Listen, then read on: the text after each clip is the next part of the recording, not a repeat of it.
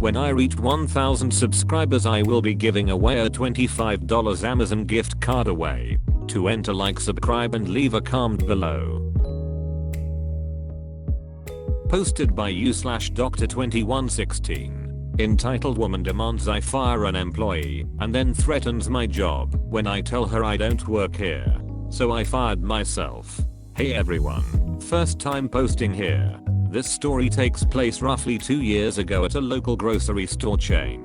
Let's call it Crowmart. I did work at Crowmart at this time, but at a completely different location. Also, I didn't drive at this time due to medical reasons. As well, in case any content creators stumble upon this, I've already censored it for y'all. Cast are as follows. Me.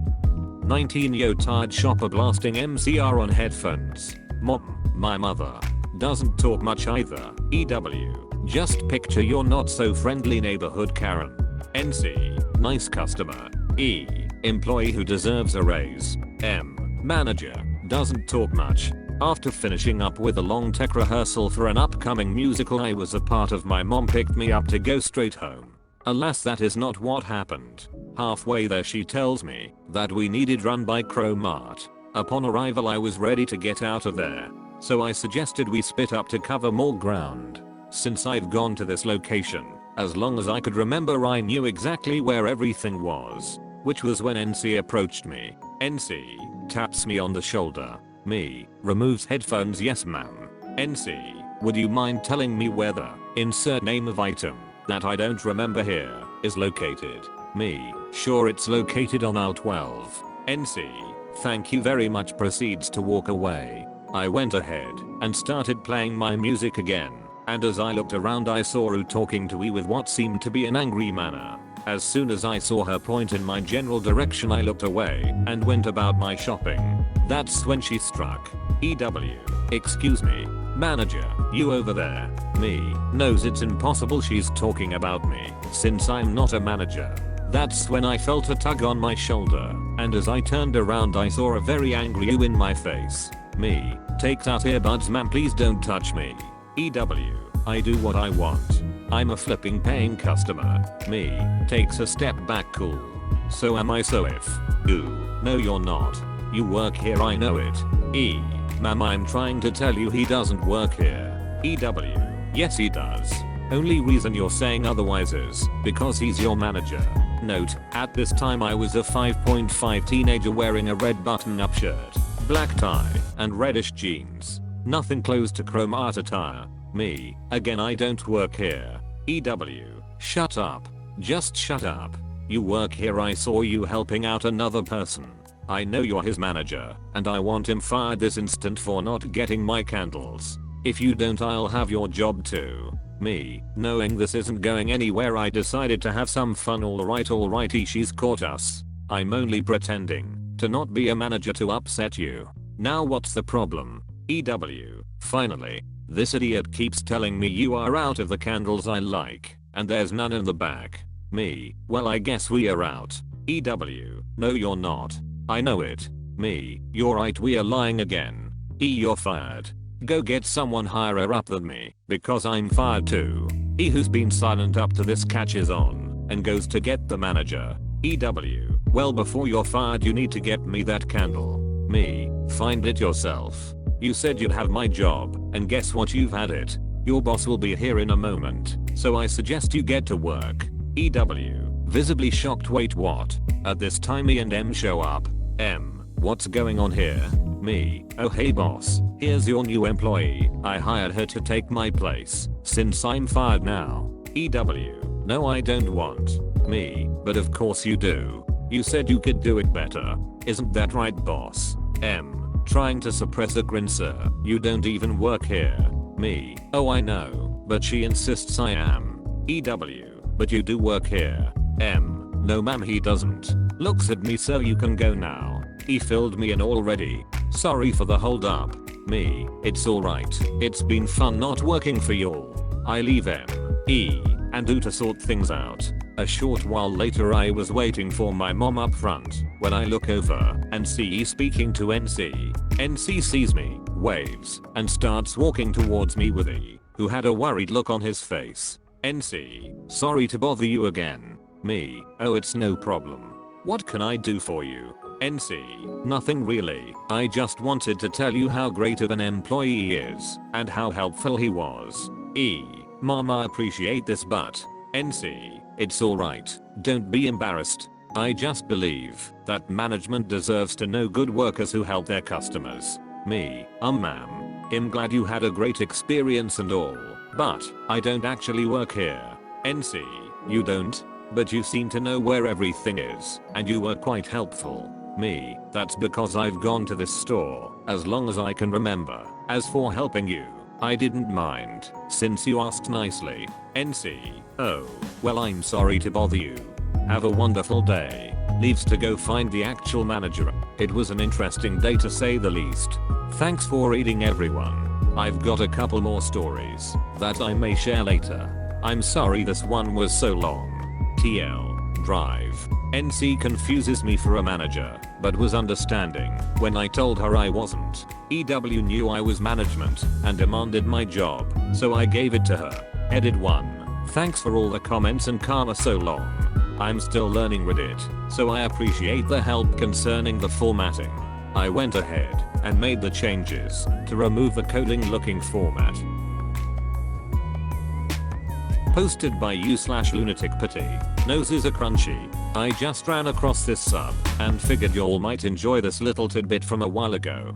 Dunno if it qualifies as I was only peripherally involved. TL. DR. Racist rich bitch tries to demand I/we serve her. Gets physical. Is served drywall with a side of hemoglobin coated cartilage. I was working Toys for Tots in the DC area, which is a program the Marine Corps runs every year to gather toys/gifts and distribute them to kids whose Christmas tree would likely disappoint Charlie Brown. Sexist or no, they seem to pick those of us who have the Marine look in the casting sense. Tall/masculine/etc. Or, on the ladies' side, that peculiar blend of I'll kick your ass with one hand while doing my eyeliner with the other. It's as much marketing as anything, especially in the DMV.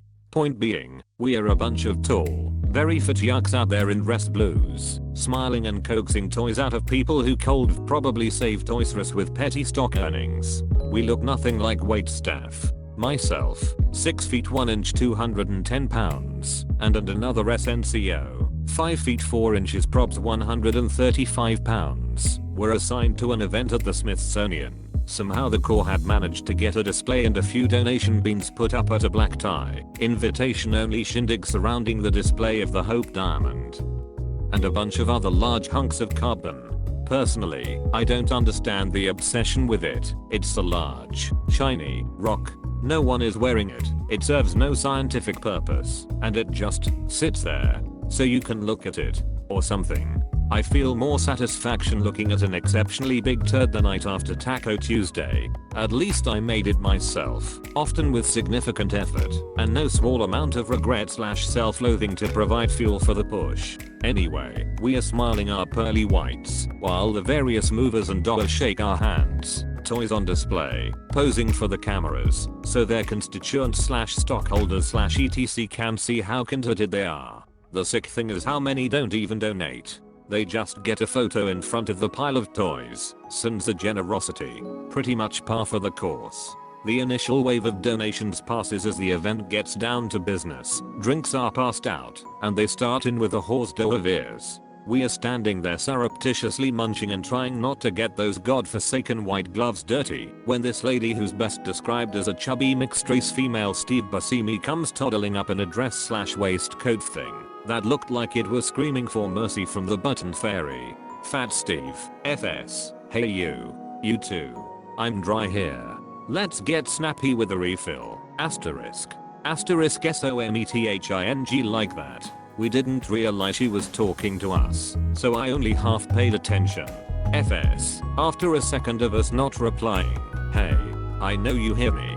Get your asses in gear, flirting time is over. At this point we realize she meant us. I look over at Pocket, my fellow Marine's nickname. We'll call her P. She looks at me. We look at the lady. It took a second. Okay. Finally I speak.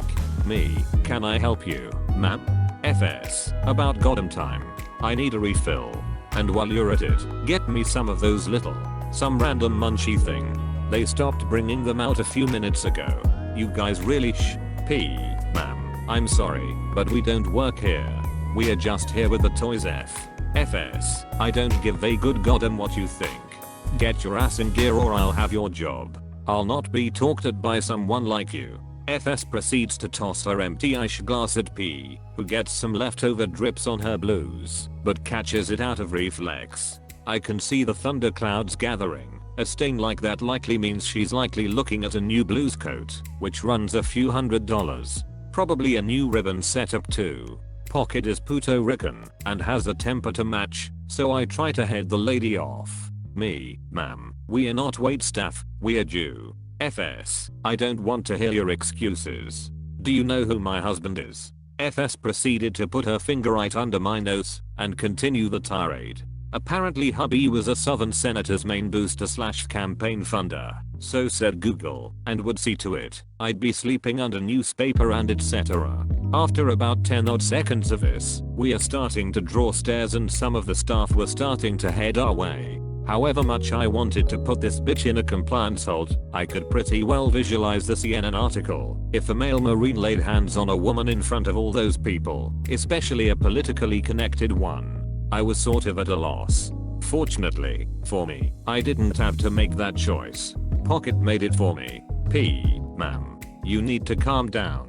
Please take your glass and she held out FS's glass to her as she said this. FS immediately switches her off from me to Pocket and slaps the glass out of Pocket's hands. I could see P's control wavering, but there wasn't anything for it. FS bored right in. The critical mistake was to start jabbing Pocket with her finger right in the chest with each word. FS, you shut your spick mouth. I cringed visibly at that second to last word because yeah, I knew exactly what was about to happen. And it did. It's called the Udgatame in Judo, basically a standing arm lock, and Pocket was a 2-tap black belt. Pocket snatched her arm up, locked her out, and slammed her face straight into the wall next to us. Blood, broken nose, drywall dust, the whole bit.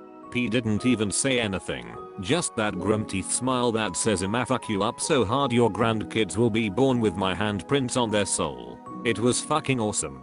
And a little hot, TBH. I, being both the senior Marine and somewhat cooler of temperament, carefully pull P back. I dare say it was akin to handling a small, but very dangerous animal. FS kind of slides to the floor, actually much quieter, now that she's trying to aspirate a mixture of blood and gypsum. Security finally showed up to help, which resulted in them hauling FS away and taking us to a separate room where we gave our version of things. Security recordings were reviewed, of which there were many, what with the fancy rocks everywhere, and so on. Pocket wanted to press assault charges, but oddly enough, no DC police became involved. I'm assuming politics at play there. I called the head shed to let them know what happened. They sent a van to pick us / the toys up. Funny enough, it never seemed to make it to the news. I think that, more than anything, saved Pocket's ass. Upon coming back to the main event area to load the toys and take down the display, we were given a wide berth by many of the upper crusties. I feel compelled to mention the notable exception, this one old lady who came up and asked if she could give Pocket a hug, of all things.